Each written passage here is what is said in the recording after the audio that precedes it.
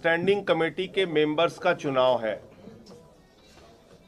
चुनाव से पहले वो भारतीय जनता पार्टी जिसको दिल्ली की जनता ने बुरी तरह पराजित कर दिया, वो भारतीय जनता पार्टी जिसके खिलाफ दिल्ली की जनता ने जनादेश दिया, 15 साल के उनके कुशासन को खारिज किया, हराया, वो भारतीय जनता पार्टी खूनी खेल एमसीडी के सदन में कर रही है। और ये मैं क्यों कह रहा हूं?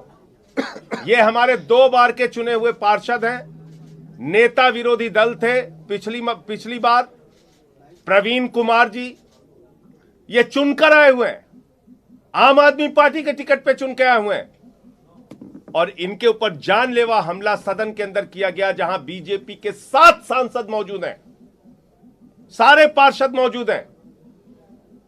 इनके ऊपर इस तरीके से इनको लहूलुहान कर दिया गया, इनका खून बहाया गया, इनके कपड़े फाड़ दिए गए। क्या मांग थी इनकी?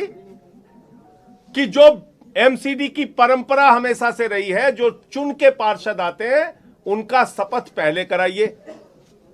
लेकिन जो चुनाव में हारी हुई बीजेपी है, उसके मन में काला चोर बसा हुआ है।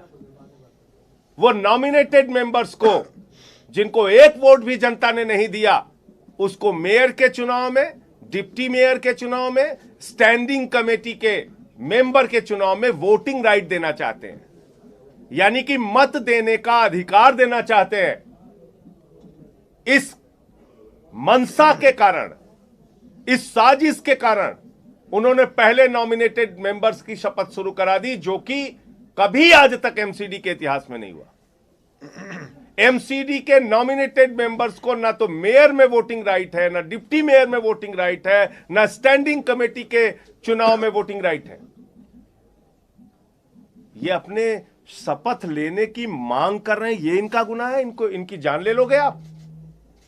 क्योंकि ये चाहते हैं कि हमें शपथ करा दो, हम चुन के आए 2-2 बार से, इसलिए इनकी जान ले लेंगे आप? तो मैं चाहूंगा पहले प्रवीण कुमार जी पूरी, और इस पूरे गंदे खेल में कांग्रेस का हाथ बीजेपी के साथ, यहां जितने 9 के 9 पार्षद चुन के आए हैं कांग्रेस पार्टी के, वो सब भारतीय जनता पार्टी की मदद में लग गए हैं वॉकआउट करके। और इसका प्रमाण यह है कि जो इनकी नेता सदन है नाजिया, उसको हज कमेटी का चेयर बनाने का प्रस्ताव बीजेपी के कहने पे एलजी ने पास कर दिया आज ही।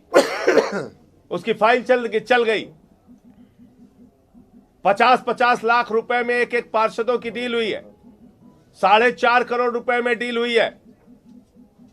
इन सारे सवालों का जवाब देना चाहिए, सामने आके देना चाहिए। और ये जो खूनी खेल हो रहा है, अगर देश के गृह मंत्री इस खूनी खेल को देख रहे हैं, दिल्ली की कानून व्यवस्था उनके अधीन है, एमसीडी का सदन सुरक्षित नहीं है, यहां पार्षदों पे जानलेवा हमला किया जा रहा है, आपको सामने आना चाहिए और स्पष्ट करना चाहिए कि अगर जनता ने आपको हरा दिया तो क्या गुंडागर्दी के दम पे, तानाशाही के दम पे, लोकतंत्र का गला दबा के आप मेयर बनाना चाहते हो, डिप्टी मेयर बनाना चाहते हो, स्टैंडिंग कमेटी के मेंबर बनाना चाहते हो? तो इसलिए मैं चाहूंगा प्रवीण जी अपनी बात आपके सामने रखेंगे, फिर सौरभ भाई। आज हम सब लोग जितने भी आम आदमी पार्टी के पार्षद जब सदन के अंदर पहुंचे शपथ लेने के लिए, तो उससे पहले ही बीजेपी की गुंडागर्दी, उनकी प्लानिंग थी कि ज़बरदस्ती गैर कानूनी तरीके से अल्डरमैन जो उन्होंने गुंडे बना के भेजे हैं यहाँ पर, उनको शपथ दिलाने का काम वो कर रहे थे। उसके ऊपर हम लोगों ने, मैंने खुद वहाँ पर ऑब्जेक्शन किया कि हम लोग चुने हुए पार्षद, और आज तक कभी भी कॉरपोरेशन के इतिहास में ऐसा नहीं हुआ कि चुने हुए को बाद में शपथ दिलाई जाती है। हमेशा जो भी अल्डरमैन बनते हैं उनको बाद में शपथ दिलाई जाती है। मैं दूसरी बार सदन के अंदर चुन के आया हूँ, तो उन्होंने इस बात का जब मैंने विरोध किया, तो जितने भी अल्डरमैन जो थे वो सारे के सारे, और जो इलेक्टेड पार्षद थे और जो वहाँ पर सांसद थे बीजेपी के, सब लोगों ने मुझ पर हमला किया। जिससे शपथ लेते हैं, जिस मोमेंटो से, वो मेरे ऊपर उन्होंने मारने की कोशिश की और मारे उन्होंने। मैंने हाथ लगाया, मेरे सर पे भी लग सकती थी चोट। उसके बाद उन्होंने मेरा गला दबाया और मेरे सारे कपड़े फाड़ दिए। कम से कम भी 25 से 30 पार्षद और सांसद मिलके मुझे अकेले को जिस तरीके से उन्होंने हाथापाई की है, वो बहुत गलत है। इस तरीके से नहीं करने चाहिए। मैंने बोला भी सांसद साहब को कि ये पार्षद है, आप लोग उनको समझाओ कि इस तरीके से नहीं होना चाहिए सदन के अंदर।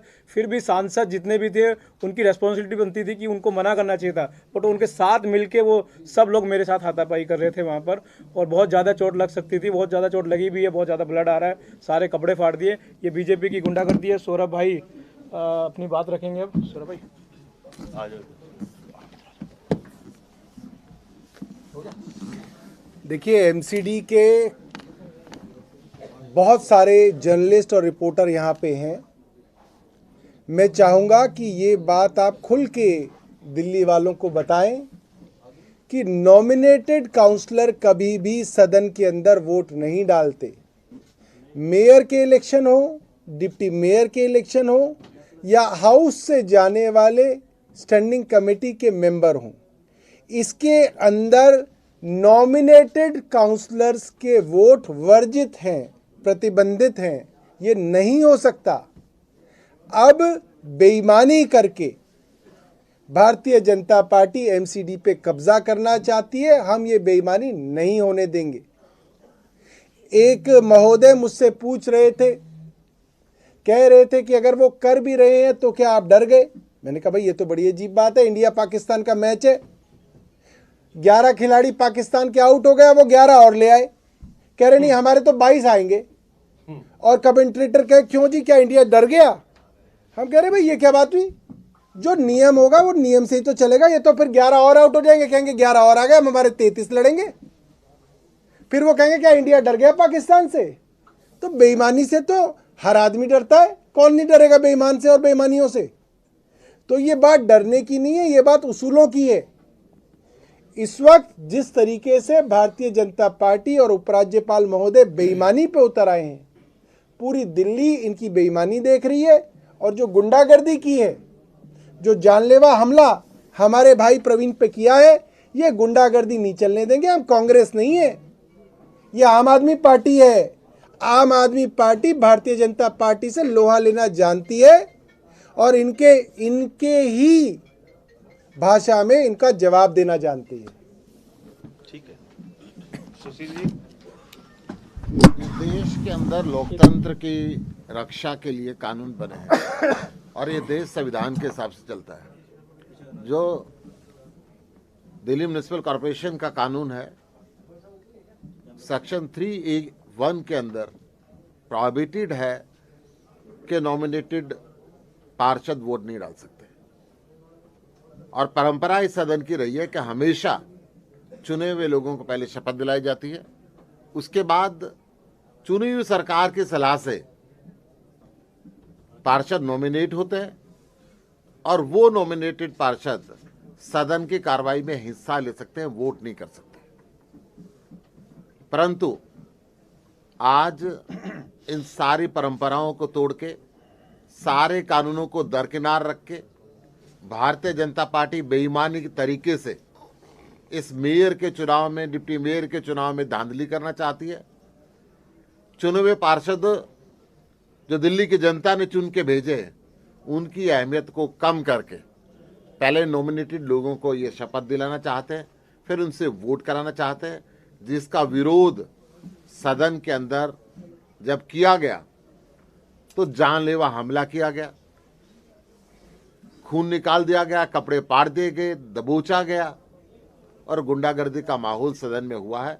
इसकी हम निंदा करते हैं और दिल्ली की जनता ये सब चीजें देख रही है कि किस तरीके से भारतीय जनता पार्टी बेईमानी पे उतर आई।